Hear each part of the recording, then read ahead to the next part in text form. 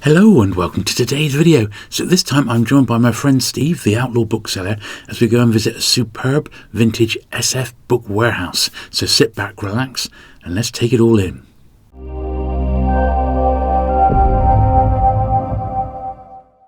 Okay then, so Bob, absolutely a fantastic collection you've allowed us to take a look at today. I mean, your stock is, well, it's really something else, isn't it? It's out of this world, a lot of SF in there.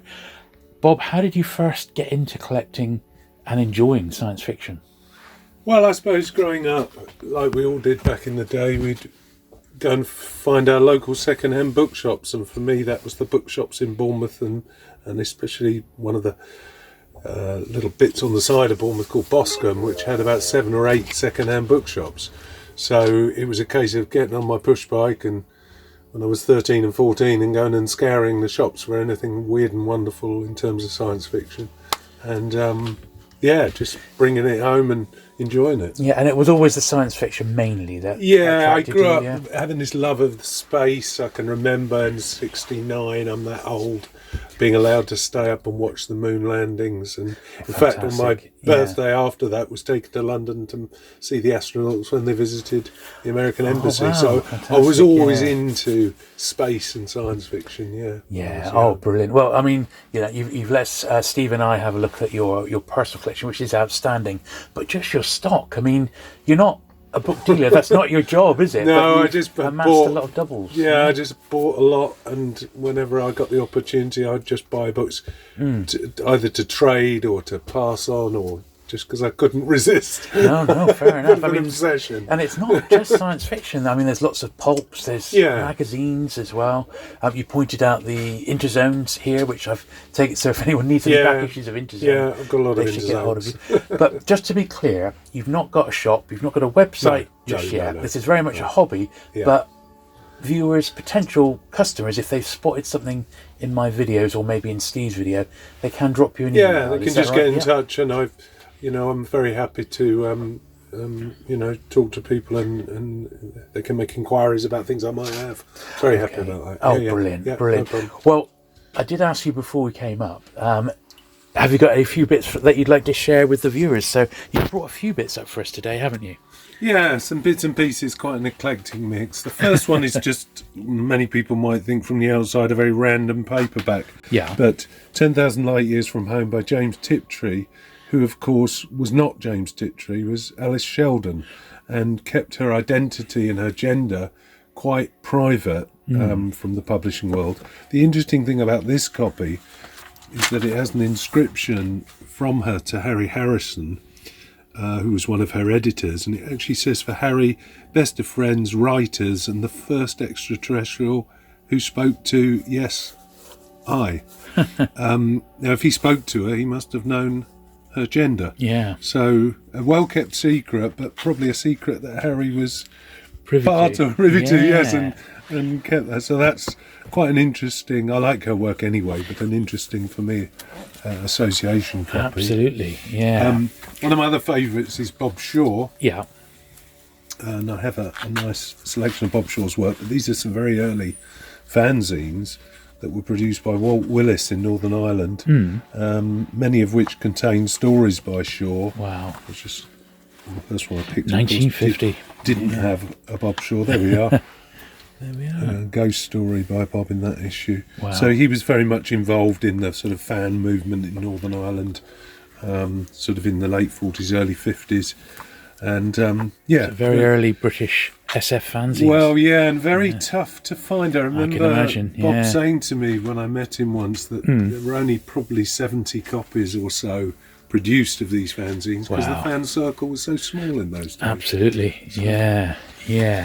Now, what's this? Well, again, I love little bits and pieces, Bits of ephemera, yeah. This was I found in an old copy of Wonder Stories, an old science fiction pulp, by this chap in Liverpool who was trying to drum up interest in starting a science fiction club. And of course, those developed as science fiction developed as a genre. And we ended up with the British Science Fiction Association. This, in fact, is a programme, quite an amateurish produced program for their second ever convention in 1938. One of the nice things about this is when we look at who the stewards were, one Arthur C. Clarke involved, but then he would be, wouldn't he? He would be. He was just in the scene, wasn't he, back then? He was. How incredible. Yeah, He was. wow. In that sort of same theme of science fiction ephemera, I was lucky enough to pick up... Let's have a look at the cover. this is a program book for one of Yeah. the world science fiction conventions in the 50s. Wow, okay. Lovely. Which again, in those days, were quite small affairs. I mean, today, several thousand people will attend a Worldcon. Sure. A But major in thing, those isn't it? days, in those days it was a lot more informal. Yeah. Interesting, it has a Frank R. Paul cover. He was obviously very famous as being an illustrator for Amazing Stories and Wonder Stories and all those Guernsey Lovely. It is a lovely jacket, yeah. pulps. But when I acquired this, I had no idea that on opening it, I suddenly saw there's Lots one of signatures Isaac and things. Asimov signature. Oh, so that, yeah, there it is, yeah. This Quite used to- recognisable signature. It is isn't actually, isn't it? Yeah. Yeah. And who's that above it? Ken Bulmer? Ken Bulmer. Well, this Yep. used to belong to Ken Bulmer, obviously. Right. Then, in those days, it was very common to collect autographs at these events. So you've got all sorts of people There there. must be 100 autographs in this. Yeah, most of them were writers or famous fans. There's Harlan Ellison there, E. Doc Smith, all sorts. Randall Garrett. There's Bob Block in there as well, and all sorts of people who are now household names in the SF absolutely. world. Sprung to come. Yeah, just seen that. That is absolutely. So a little bit of fan awesome. history, something Yes. which That one must day. be like unique. Oh, there's more. It must be unique. I would think. I think No, so. can't I be think anything this else is like this. Ken won one of the fan awards to go to the States and represent the UK. So this is, I think, quite an important thing. This is not something that'll ever be sold. No, This is something I mean that's. that'll go to Liverpool. To the, It's a museum, isn't it? Yeah. Look at that. The 13th Science Fiction Convention. Awesome. That is absolutely fantastic. Now, you did also tantalisingly tease me with a very rare digit book that you managed to get online recently. Yeah. Now, still what I'm looking for. I remember when I last seriously looked for it, they were selling for about 100, but they're a little bit more than that these days, aren't they? I think there's only, a little while ago I had a look online. There was only one copy up, several $1,000. Oh, really? I mean, Yeah. Of the digit or the ace? it was the digit. Yeah, the ace is a lot more common. I believe. I think so. Yeah, this is. If you collect digit books, this is the crown jewel, isn't it? This is the one. I think probably. I mean, the way I understand it is that it was in effect a banned book, that it was not widely distributed in the UK, and probably most of the copies that got out actually were the advanced copies that were sent to places like Australia, New Zealand, South Africa, because of course in the 1950s the publishers sent them to all their offices in the colonies. Yeah. Well, they had offices in all these countries, Canada as well, and I think those were the copies that got out before it was banned. This is in fact in shocking condition. But it's a copy. But restorable. matters. My idea is to get this professionally restored and put it back to something like a proper copy. Well, it's so rare just to even see it. It's just amazing, really. It's such a rare book. So if any of the viewers have got one handy, do give me a shout. Because this one I still need for my digit collection. Absolutely fantastic, that one, Bob. That is gorgeous. Lovely. And was there any more you wanted to share with us? Well, there was a couple of hardbacks that I pulled out from my collection that I thought were reasonably interesting. This one, indeed, an author that kind of isn't terribly well known today, but amongst older fans was a firm favourite. Yeah. Frank Russell, and indeed in the States. This one has the benefit of being signed to a previous owner. That's lovely. By Eric Frank Russell, but also he put in what I'm still sort of investigating, which looks like some kind of plot summary or some kind of, I don't know, something to do with the story, I believe. Yeah. And then I think some notes from the previous owner with Maybe page to tie references, into something I need to investigate. It's a bit of a mystery, yeah. But I love all this kind of the additional little bits that form the book's history, Yeah. as it were. So yeah. Lovely stuff. And then finally, This one, this one, a very modern book, but a reasonably scarce book, I think, published by Seven House.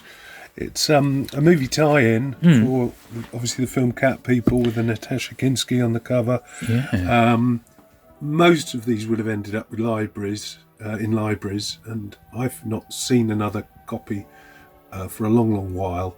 In fact, I was lucky enough to visit the States, and somebody had set up a meeting with Gary Brandner, who obviously wrote the original story. Yeah. And when I presented it to him for signing, he said, "Oh, I haven't got one of those," and seemed genuinely surprised to see it. Wow. I'm not sure whether that's because he didn't actually know it had been published, or who knows? No, who knows? who knows, I would yeah. hate to cast any aspersions on the publishers and the film people, but he was quite surprised to see it anyway. I can imagine. Very kindly signed it for me. But yeah, That's fantastic. Yeah. just one of those. A real rarity oddities. again. Yeah. Quite rare, I think. Yeah. Oh, fantastic. Well, look, Bob, once again, thank you so much for allowing Steve and I to come and visit today. It's been My pleasure. really, it's very, very rare that you see such quality books here. So just fantastic. And I'm very pleased to see I've got a pile of about, 30 books for myself. Good. So I'm pleased you that's a found good something. sign. Yeah. Oh, brilliant. Thank you very much. My pleasure. So I'll just start my commentary now of Bob's incredible selection of stuff. So it's fairly well organised. Apparently it was a little bit more haphazard last time my friend Steve went, because Bob had basically, he just started sort of kitting it out and putting all the stock out. But, as I said, it's in a lot of cases it's grouped by the publisher. Here's all the Ace doubles and the Ace SF all together. And then other ones it's grouped by the publisher, by the author rather. So it's not too haphazard, I didn't think, but it's an awful big lot of stock to keep a track on. There were many shelves and shelves of vintage British pulps and some American ones as well. I used to really be into the pulps, but just lately I just don't have the room for them. So although I had a reasonable collection 15-20 years ago, a few bookcases full, I just had to get shot of them. As much as I love them, I really love the artwork and dipping into them, but when I pick up a pulp nowadays, I'm not a fan of that pulpy paper. I just don't like the feel of it, so I just can't see myself going through and reading them. So consequently I just made the decision to get shot of them. There's a few, I did have some really, really nice ones that I very much regret getting shot of, with early Michael Moorcock, and there was some early ones of Terry Pratchett, Frank Herbert's early work. I had them all, and I just got shot of them. But there you go, we live and learn. But yeah, lots and lots of stuff there. Unfortunately, I sort of ran out. I wanted to give it a decent shot to film for you to all have a good look at what Bob's actually got, because there's such an array of stock, and predominantly it is all SF, although there is some general vintage paperback stock in there as well. And speaking to Bob when we weren't filming, he's been a collector all his life, but he's also been sort of a semi-casual dealer since I suppose the late 80s, early 90s. And like a lot of collectors I know, we tend to buy in bulk to get a few bits and pieces for our own collections, and then we end up having duplicates. Now, I've been quite regimented with my doubles lately, and I've been really, really keeping on top of it, and I've been selling my doubles in my quarterly book for sale videos, which have gone down very well. So I don't mind buying in bulk if I'm going to get some doubles, because I know I've got a way to move them on to other collectors. But this is something that Bob's been doing his entire life, and like a lot of collectors, our tastes change, so we decide, well, I'm not going to collect those anymore, just like I was saying with the pulps just now. So we just decide not to keep it, and it goes into the swaps, and we get shot of it. But now Bob's got this sort of dedicated garage stroke outhouse, which has been converted with all the bookcases, and it's great. It's a great way to go and browse your SF stock. So I'm very, very glad I brought my wants list up with me, but as I said, there was quite a bit that I needed to check, because you just can't remember it all off the top of your head. It's absolutely impossible.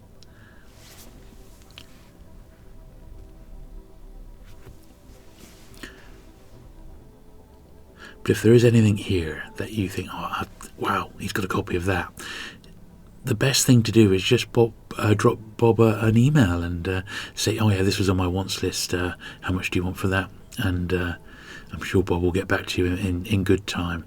As I said, it's very much a hobby for Bob at the moment. It's not his main job or anything, but there is stuff there for you to get your hands on should you want to.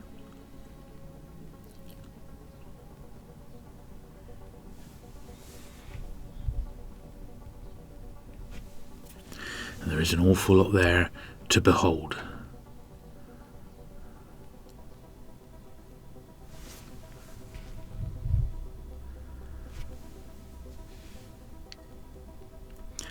Yeah, stacks and stacks and racks of it.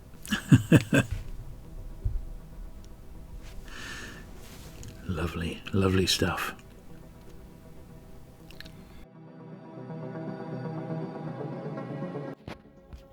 A little footage of you in action here, Steve. Well, you know, we've got to have it. The Outlaw Bookseller shopping intensely. Ooh, right. Okay. It's quite a selection, isn't it? Well, it's the sheer quality, and you know there are books here which, I mean, this is not somebody I'm keen on, but you don't see this very often. Linda Nagata, Yeah. American female hard SF writer, and really hard SF. You don't get many female hard SF writers. And that's one for the hard SF guys. And I'm looking at this, David Gerald, who I'm very fond of. Oh, the Star Trek writer. And, yeah, that's right. Yeah. And isn't that beautiful? And you know, I am trying to sort of stick with my co-authors these days. When you see something as beautiful as this, is Hutchinson, and something I'm always saying on the channel is how years ago, all sorts of publishers would have a go at SF in the same way as they'd have a go at everything, you know, and that's the beauty of it. It wasn't just dedicated imprints or liveries. You know, everybody would sort of win the odd thing in an auction and pop it out there. Yeah. And of course the library sells the thing. Then you've got a little feline French as well. Oh, There you go. hello. Nothing like a cat or book shopping as well. That's what we like. Yeah, I'm having a lovely time. Yes, me too. Yeah, some great stuff here. Steve giving us some of his words of wisdom, and I'm sure you're all subscribed to Steve's channel. If you're watching this video, you really ought to be. And Steve's going to do his sort of side of the visit over on his channel. We're going to launch it simultaneously. So as this one's gone out, if you look over onto the Outlaw Bookseller's channel, you'll be able to see Steve's take on it. Now, he's already visited. Steve went a couple of months back. So he was more shopping this time rather than filming. Although he did get some, obviously, a little bit of footage of the both of us browsing the sections. So the way it's sort of laid out, it's in a few like sort of corridors, and it's floor to ceiling, and at the back as well. And there isn't. Bob's made a very strict point of not putting books in front of books, so everything you see, you can sort of look without having to pull books out and like look behind and see if that's there or this is there, you know. It's all there in your face, so it's very, very shoppable, shall we say, and it's browsable. And I suppose if he is pulling orders for people, he can just put his hand straight on them and grab them. So from that point of view, it did make the place very, very easy to shop. It's just there was so much to look at. That was the issue. So I just ran out of time. In the UK, the rail services are still not back to A1, so consequently we had to sort of leave around 3ish to get Steve back to his train on time, which he thankfully managed to catch. And after we'd gone through here, we then went off and had a nice pub lunch and another little catch up with Bob as well, which was great stuff. So it was a great day out. And really, as you can see at the start, you know, with some of the stuff that Bob shared with us, some of his own collection, I mean, some really amazing stuff in that. And potentially in a future video we might actually be able to sort of film parts of Bob's collection actually in situ, because he's got some great stuff, as you would imagine.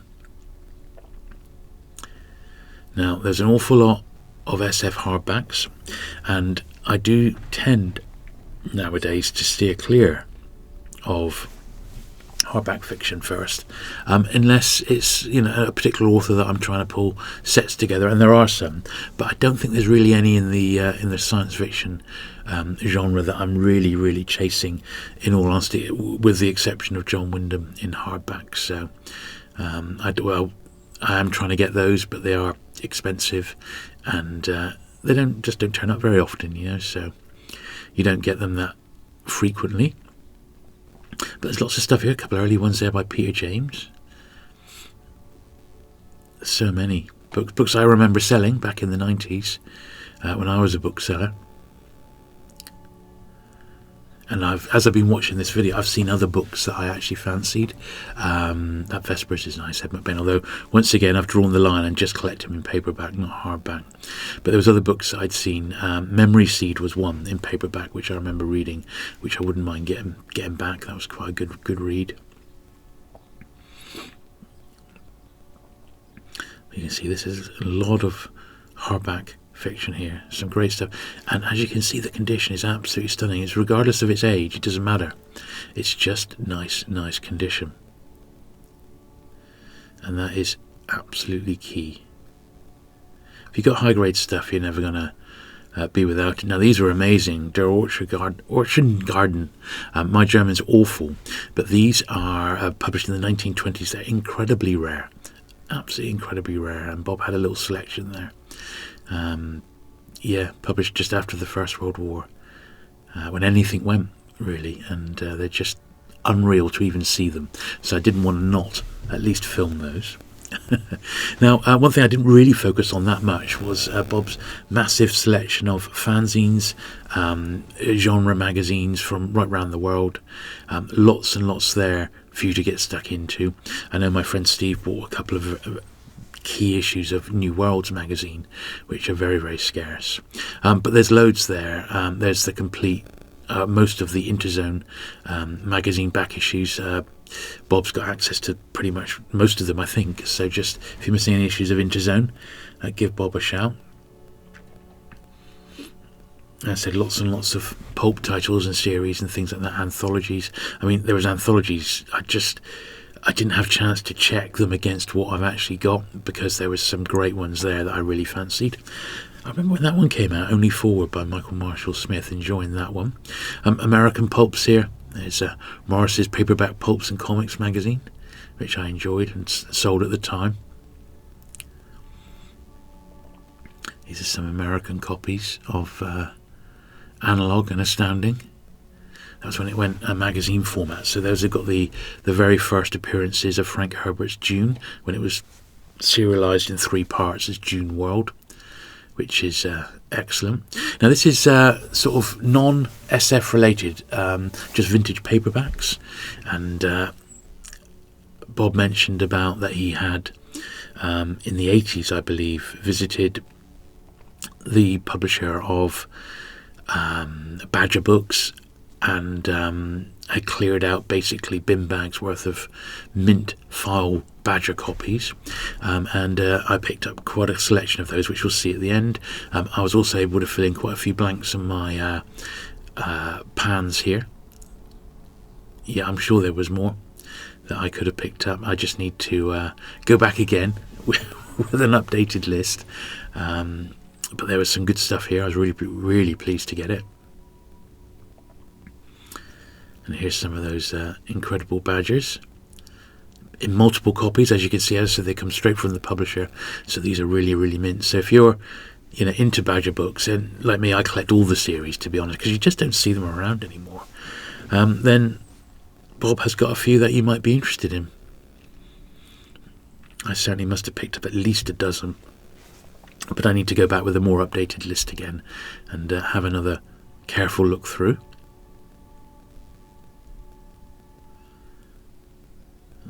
There's the first Star Trek book there. I just spotted that one.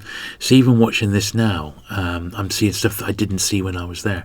There's just so much to take in, And there is the like a slower look there at the vintage paperbacks, the Pans and Badgers anyway. And there's yet more, slightly more modern pulps, fantasy and science fiction. Good stuff.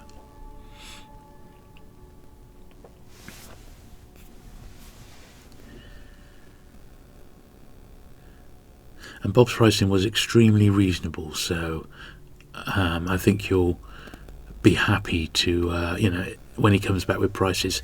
They're certainly, very competitive, and I certainly had no complaints at all with the pricing.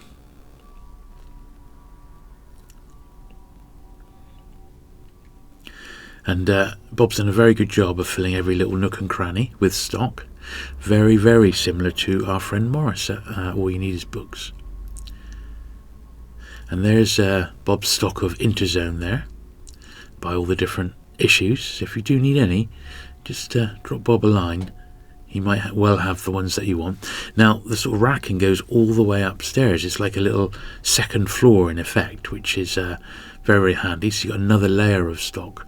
This is sort of in the little recesses heading up the stairs, and there was an awful lot in here, but time was already marching on, so I didn't spend quite as much time here as I wanted to, checking the stock. But I still found a few bits and pieces that I thought, I definitely need those,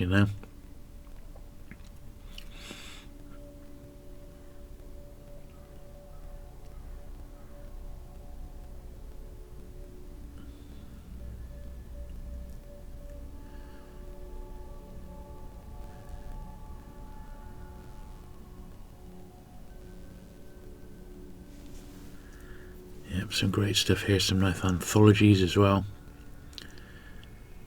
A few gaps there where Steve and I have pulled books out.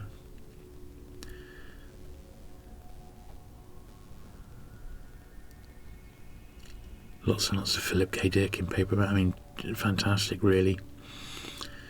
But yeah, there was lots of stuff I left behind, and I wish I'd taken it with me now. But you sort of have a limit, don't you, when you're surrounded by so much good stuff. There's a limit to what you can actually take in. And I think I hit that wall.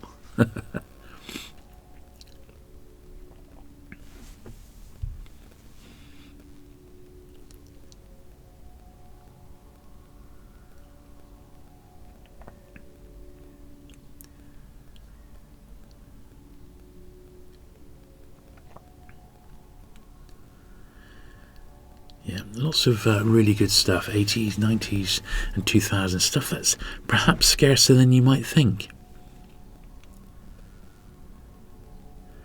And it's all there.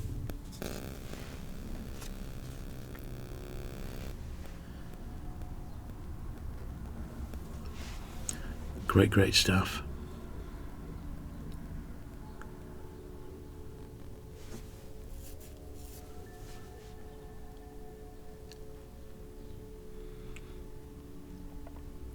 Yeah, I didn't pull any door books. Yeah, I really should have, because there was bound to be some there that I needed, so I'm going to have to do that next time, and maybe next time I visit Morris as well, is concentrate on some doors.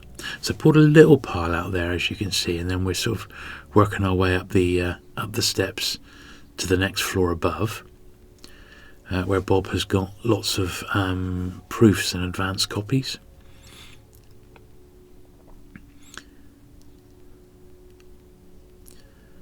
There's that Memory Seed, Stephen Palmer. I remember really enjoying that one. And the Mars trilogy, absolutely loved that. Best hard SF I've ever read.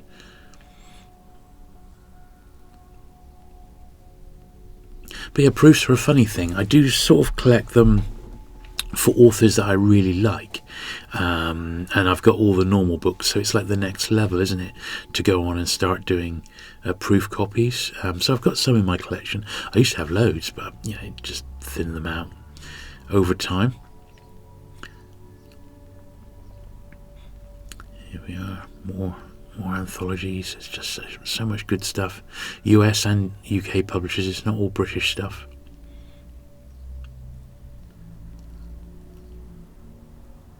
And I'm sure, like me, you're seeing plenty that you'd like to take a look at. But you can see what quality the books are just by looking at the spines. It's really, really top-notch shape, and that's what's unusual, really,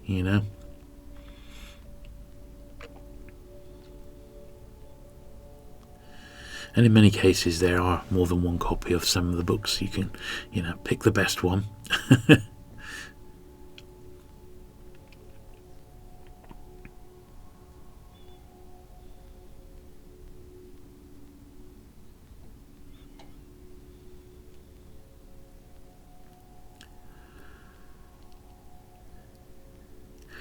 Yes, it was one of the most interesting staircases I've been on in quite a while, shall I say.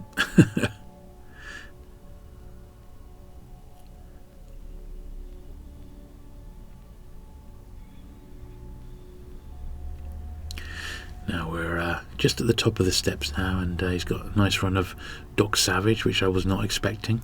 Some lovely American copies of those. The Man of Bronze.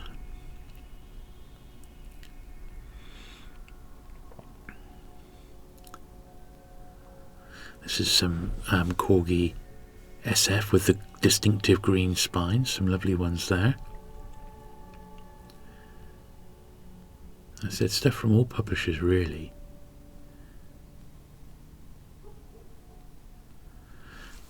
I just picked up the one odd Foursquare book, and these are a few other bits of the proofs as well.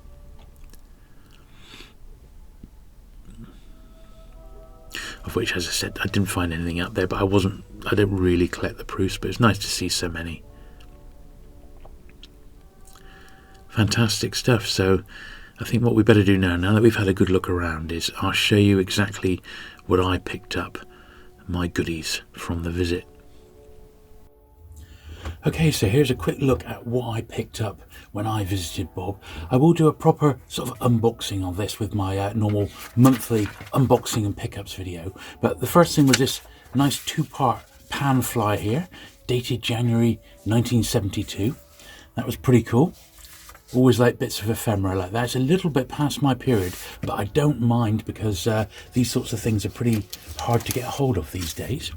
Then book-wise then, so we got a nice batch of Badger books, as I mentioned in the commentary there. A lot of Robert's Badger books were actually file copies, which had been picked up from the publisher, so that was really cool. A nice little Ray Bradbury anthology there. It's an American edition with a British import price on, import sticker, so that's cool. Another Badger there. This was great. The Deep Fix is one I've been after. It's a compact SF, which is an SF imprint I really like in actual fact, but you don't see them around very often, and they don't often turn up in really nice condition. So I was pleased to get that. I did pick up a few pans this time round, so Bob himself has a nice pan collection, but these were a few doubles which I knew I needed off my list. Another pan there, one of Badger rather, one of the spy ones, and these are all like really nice copies on the whole of these. That was an odd SF Badger that I didn't have by Lionel Fanthorpe. Pleased to get this one. This was the tie-in to the Time Tunnel. That was what the TV series was based on. Quite an early Badger here, one of their War series ones, World War II series. Another nice pan. You see, they really are exceptional condition, these, really nice and bright. So a couple of these I've already got, but I bought to upgrade my own collection. This is the Way Back, another great pan. I was very pleased to get this one. It's been on my list of Panthers to get for a while. Also to tie in with my Ed McBain Evan Hunter collection. This is the absolute classic, the Blackboard Jungle, which this is the movie tie-in edition. Released as a Panther Book of the Month. Quite nice. I have no idea how sort of scarce that one is, but as I said, I've been after it for a while, so I guess it's, you know, not that common. Another odd digit, not top condition one, but one that I needed. Another Badger Spy one. There's Spy number 1, in fact, SP1.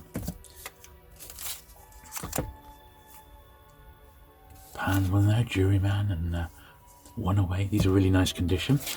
Super pleased to get that one. So that was the last Philip K. Dick that I needed in British paperback first, pretty much. I've got the whole run now, and it was one that it seems to go for quite a bit more online, because I think lots of like non-publisher collectors sort of collect it, you know, the Philip K. Dick collectors. So yeah, really pleased to get that one. Another old pan here. Let's start a third pile. So super pleased to get this one. This is the Furies. Now I have got the pan second printing of this, but this is an immaculate copy of the first one with that cover by W. Francis Phillips with the Hornet on. Look how lovely that is for a book which has got a black cover. That's very scarce in that condition. So, and this I think typifies Bob's books and the books he's got for sale, is that the stuff is mint. Once again, another SF one there. And these were part of the Badger file copies. You can see they're absolutely immaculate. It's a nice later digit here, 864, one that I didn't have. More digits. This was good. It's a sort of an early 80s one, I believe. Best of John Wyndham. Well, in actual fact, it's 1973. I didn't realise it was that early, but yeah, Best of John Wyndham. One I haven't got, and Bob had quite a bit of John Wyndham, but I had it all already. So, but that was one I didn't have, so I was pleased to get that. A couple of odd corgis. That's actually a reprint, but it's by Richard Matheson, so that's one that I bought to have a read of. Another one here. This is another Matheson one, Third from the Sun.